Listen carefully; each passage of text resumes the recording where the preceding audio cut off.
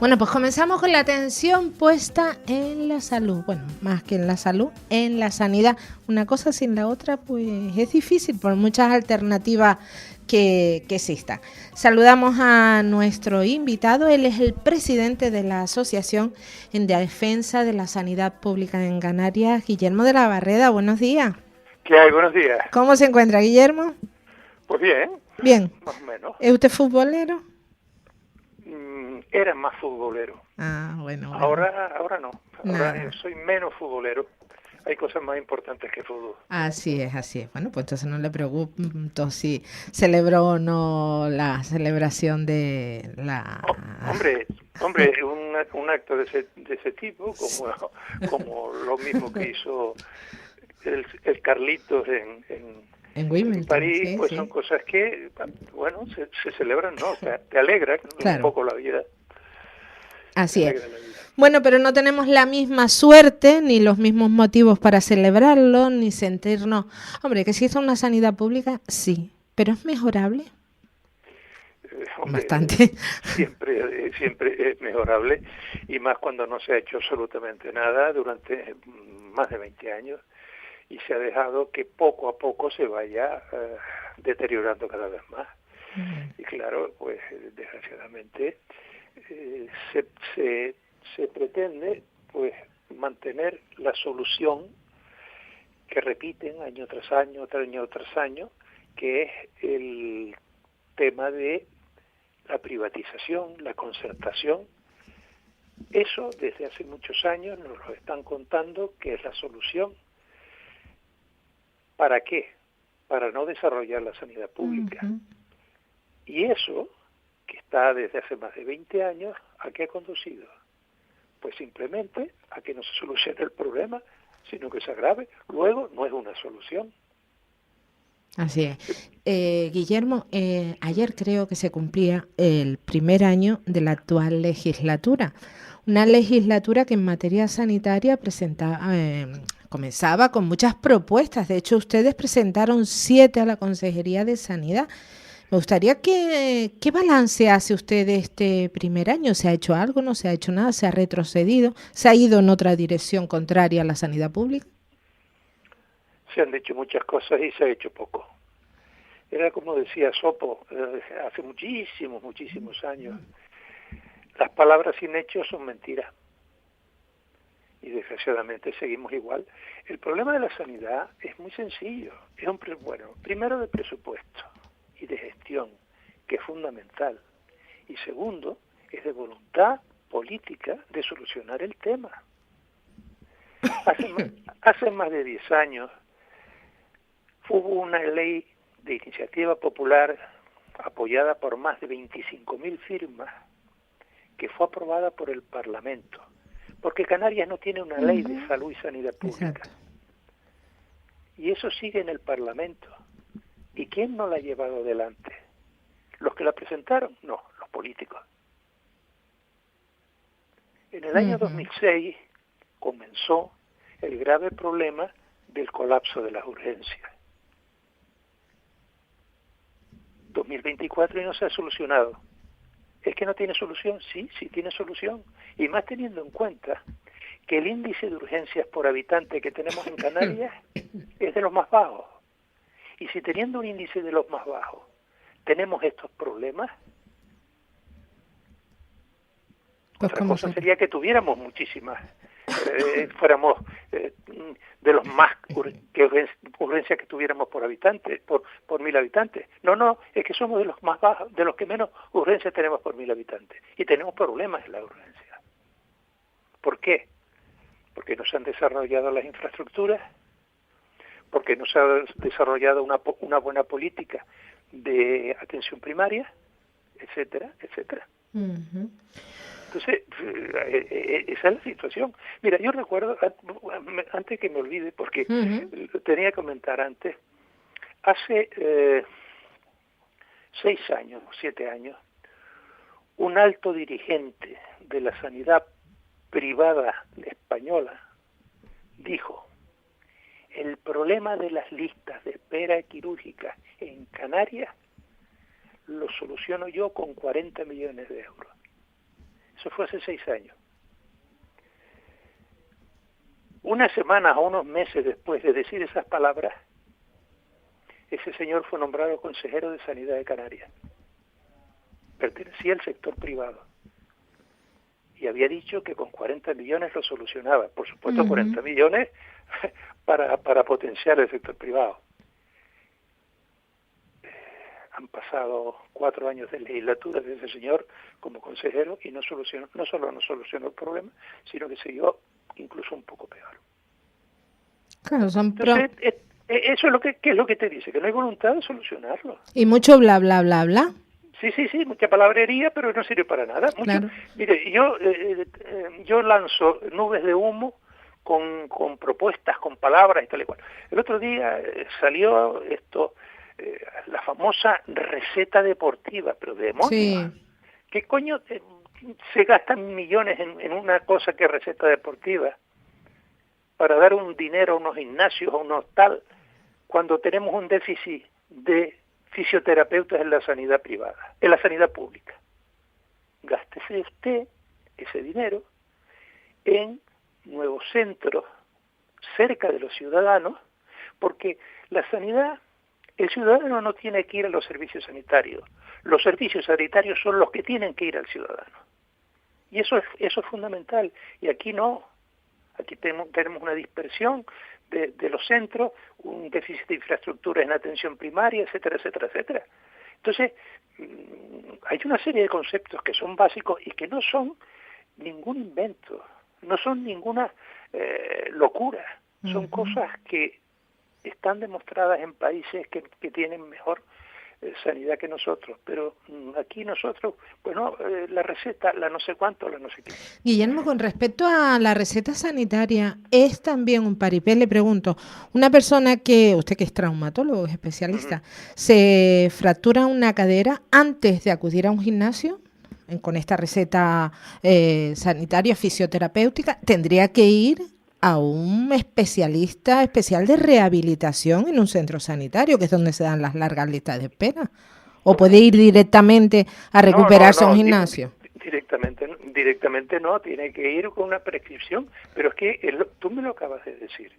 Las largas listas de espera que tenemos en los centros, gástese usted dinero en poner más fisioterapeutas, en aumentar las horas de rehabilitación, en cosas de este tipo para solucionar el problema.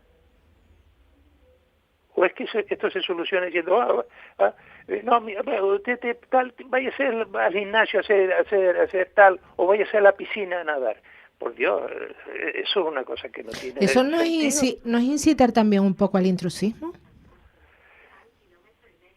¿Cómo?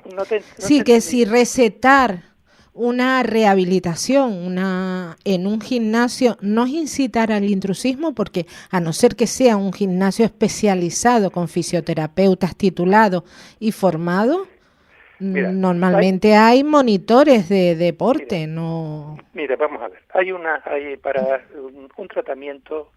Tú tienes un señor que se opera de una cadera, tú tienes un señor que ha tenido una intervención en el hombro, tú tienes un señor que tiene un problema cardíaco o pulmonar y que necesita una serie de ejercicios. O una mujer operada de pecho, cáncer de pecho, que tantas hay, por ejemplo, que tantas esperan. ¿Quién tiene que decir qué es lo que hay que hacerle a ese señor?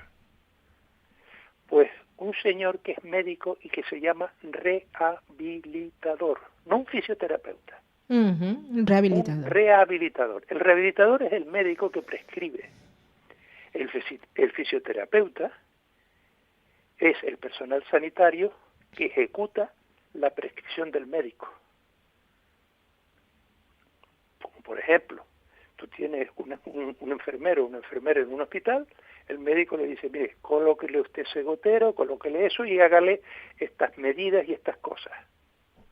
Pero no es la enfermera o el enfermero el que decide qué suero hay que ponerle o qué medidas hay que tomarle. Y ya empezamos por un semi-intrusismo ahí. Luego ya no hablemos del real que existe, eso ya es echarse la mano en la cabeza. Yo durante mis años de profesión vi muchas barbaridades por prescripciones no hechas por el especialista y por no tener un concepto del estudio de lo que se tiene. Y te voy a poner un ejemplo. Allá por el año 80 o el año 90, estábamos nosotros en el hospital y nos llaman urgente porque en urgencias había una persona que se había quedado paralizada de la cintura para abajo y que le habían traído urgencia.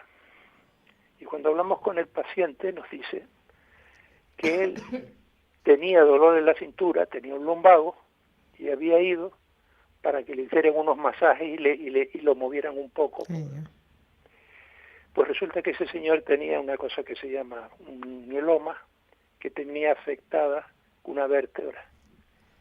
Y lo que le hicieron movilizándole y moviéndole fue una sección de la médula, con lo cual se quedó paralizado, aparte del cáncer que tenía, con lo cual agrava todavía más la situación. Y eso es lo que está pasando. Y eso es lo que está pasando. Tú cuando ve uno que dice, oye, me caí, me di un golpe en la tierra, voy al fisio para que me arregle esto. Oiga, vaya usted al profesional, que si el profesional considera que necesita usted el fisio, ya lo mandará al fisio. O sea, ahí nos estamos saltando escalones ya por pura ignorancia sanitaria, hay que decirlo, y por falta de educación y de formación sanitaria a todos los niveles. Eso es como las medicinas. Hemos tenido el grave problema de que ya los antibióticos no hacen efecto por el abuso de los antibióticos, pero el abuso de antibióticos se ha producido porque fulanita, yo estoy con esta tos y con esta fiebre, tómate esto que a mí me lo mandaron y va bien. Y se lo toma. Gracias a Dios, desde hace unos cuantos años, ya la prescripción de un antibiótico tiene que ser una prescripción médica. Pero antes tú ibas y te comprabas, y decías, oiga, deme, ¿qué te digo?, amoxicilina, o deme tal, y te la daban sin receta y sin nada. En la mayor parte de los países del mundo, la medicación tal, la buena medicación correcta, necesita una receta, necesita un papel que prescriba esa medicación. Tú no puedes ir a comprar cualquier cosa, porque te lo hayas oído, porque lo hayas leído en internet o por lo que sea. Así es. Ya actualmente, gracias a Dios, cada vez se exigen más recetas para más tipos de medicamentos. Como decía aquel, menos las vitaminas que no se paradas. Lo demás tiene ya que tener con receta, como en todos sitios y como tiene que ser en todos sitios. Así es. Y tú no puedes prescribir una cosa. Como si tomarte una cosa sin que te la hayan prescrito. Tú no sabes la cantidad de efectos secundarios que puede tener, tú no sabes las incompatibilidades que puede tener, tú no sabes si ese antibiótico que estás tomando es para el bicho que tiene, etcétera, etcétera, etcétera. Pero aquí la gente alegremente se lanza a lo que le dice el de la esquina o a lo que ha leído en Internet. Internet, ¿cuánto daño hace? Guillermo, antes de finalizar, nos quedan unos minutos, estamos en pleno verano, ya temperaturas bastante altas, lo cual eso redunda en la salud, pero yo le pregunto, ¿cómo están las urgencias, los servicios hospitalarios? ¿Qué es lo que nos encontramos en el verano? ¿Más de lo mismo como cada verano? No, menos de lo Peor. mismo. Menos de lo mismo, y cuando te digo menos de lo mismo es menos personal, porque está de vacaciones. Es que claro, tú tienes el problema. Tienes vacaciones en los médicos de cabecera y todas estas cosas. Si no las cubres y tienes que coger esos pacientes y acumulárselo a otro profesional, ¿qué vas a tener? Un aumento en la espera, con lo cual el señor dice, oye, yo voy a estar esperando 15 días para que me vea el médico de cabecera, me voy a la urgencia del hospital. O sea, en verano, sobre todo en zonas turísticas, en zonas en que son, como si dijéramos, donde migran, donde salen los ciudadanos para irse a otra zona, pues ahí tendrás un pequeño respiro. Pero al sitio donde tú has ido a pasar tus vacaciones, aquello está sobrecargado. Y luego tienes, ya te digo, un personal que está trabajando sobrecargado. Toda sobrecarga lleva una pérdida de calidad, etcétera, etcétera. O sea, ese es el gran problema que tienen. El otro día me lo decía un compañero que trabaja en atención primaria y dice, mira, yo no sé por qué me voy de vacaciones, porque yo sé que cuando yo venga de vacaciones voy a tener que trabajar el doble, porque voy a tener que llevar lo mío más lo de fulanito y menganito. ¿Para qué me sirven las vacaciones? Cuando en un mes o mes y medio me van a reventar. Y esa desgraciadamente es la situación. ¿Y por qué es esa situación? Porque no se contrata personal y no me vale el esto, ¿cómo se llama? La disculpa de que es que no hay. No. A ver si hay. Te demuestra todos los organismos que médicos hay. Lo que no hay son esclavos. Mal pagados. Y parece que sobrecargados de trabajo. Exacto. Y parece que la situación, lejos de mejorar, también empeora, porque las universidades, las facultades, están poniendo también el grito en el cielo en cuanto a facultades de medicina. Sí, por supuesto, se está perdiendo calidad en la facultad de medicina porque no hay profesorado. Se está perdiendo. Mira, hay un índice que no es bastante fiable, que es el puesto que se saca en los exámenes de MIR según las diferentes universidades, ¿no?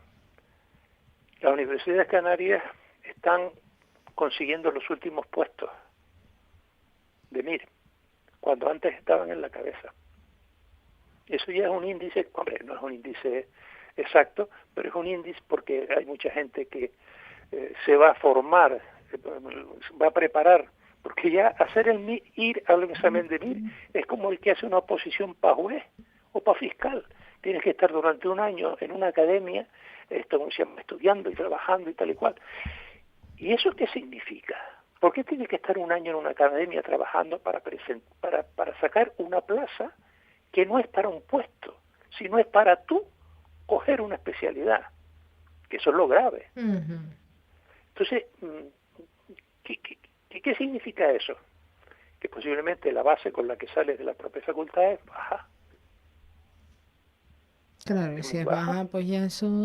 Y entonces eres incapaz de esto, ¿cómo se llama?, de responder un cuestionario.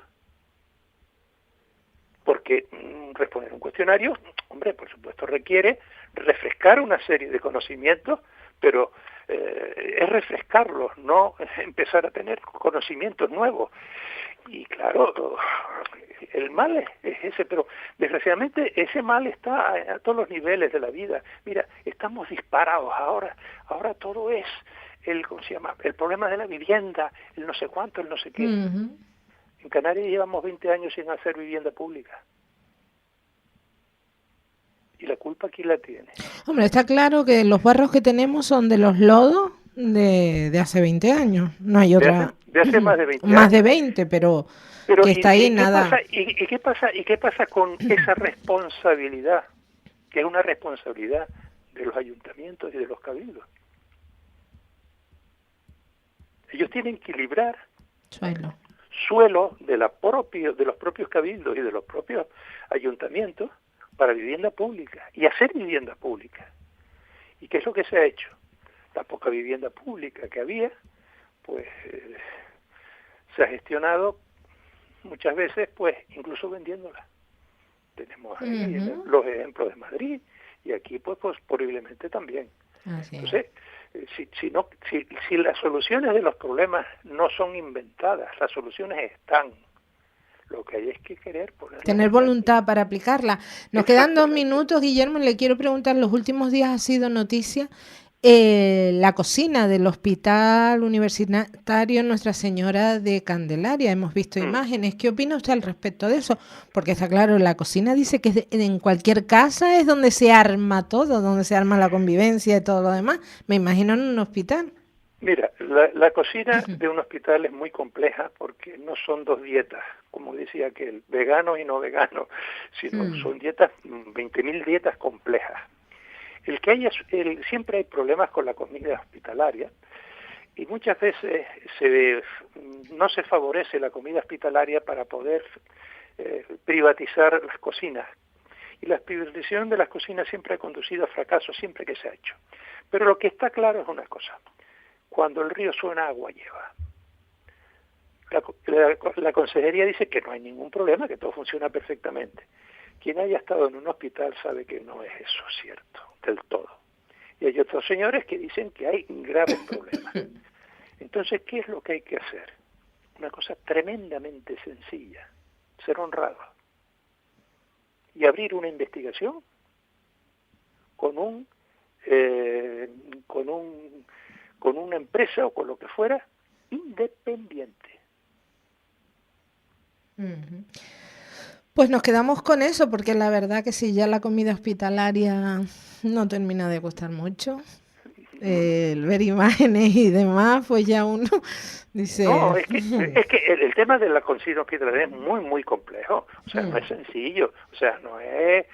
O sea, la cocina de un restaurante del mejor hotel que tengan ustedes en mente no tiene la complejidad que tiene una cocina hospitalaria.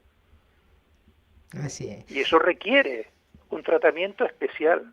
Necesitan dietistas, necesitan personas especializadas, necesitan cocineros no del montón, necesita unos sistemas especiales para que no haya alergenos, etcétera, etcétera, etcétera, etcétera, y unos índices de limpieza, etcétera, importantes. Importante, o sea, muy sí, complejo. muy exigente.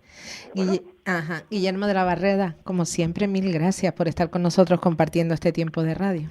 Nada, gracias a ti. Un abrazo. Despedimos Un abrazo. Al presidente de la Asociación en Defensa de la Sanidad Pública en Canarias. La mañana de la 10 con Tere Coello. Capital Radio.